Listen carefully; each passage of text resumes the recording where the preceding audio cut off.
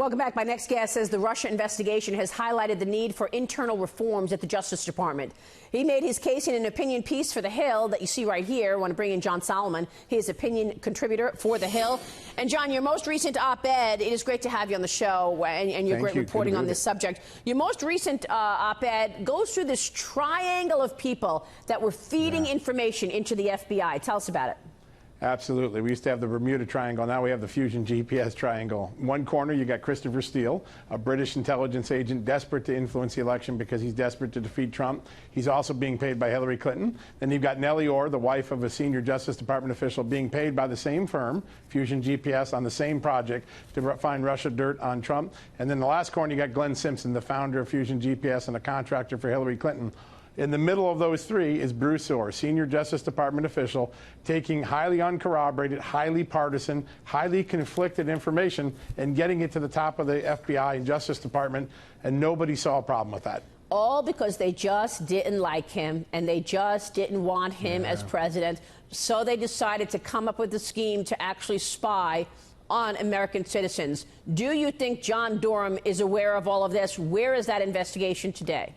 That's a great question. I think Senator Graham did a good job of describing what the IG is doing. I am hearing that John Durham and Bill Barr focused on the part before the FBI officially got started on July 31st, 2016, the period of March to July, and whether intelligence assets, Western, private, or U.S., were deployed in an earlier effort to start probing the Trump campaign and its Russia ties, maybe lay the breadcrumb trail of evidence that Christopher Steele then collected up and gave to the FBI.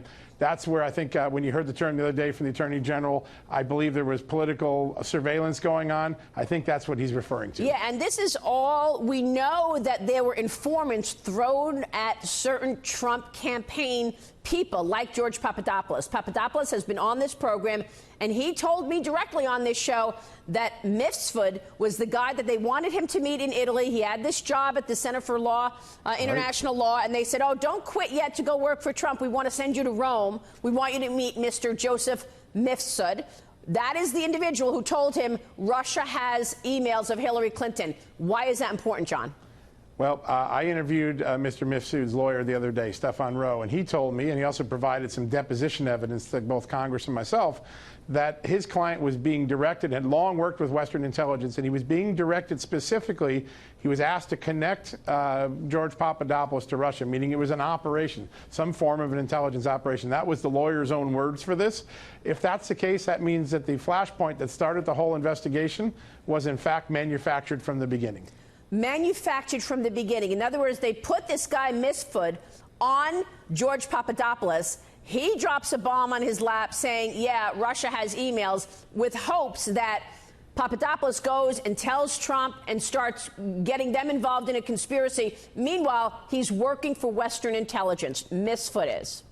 That's what his lawyer says. And I know both John Durham and two members of two different committees in Congress have recently reached out to get this evidence from the lawyer, which includes an audio tape deposition that Mr. Mifsud gave his lawyer before he went into hiding.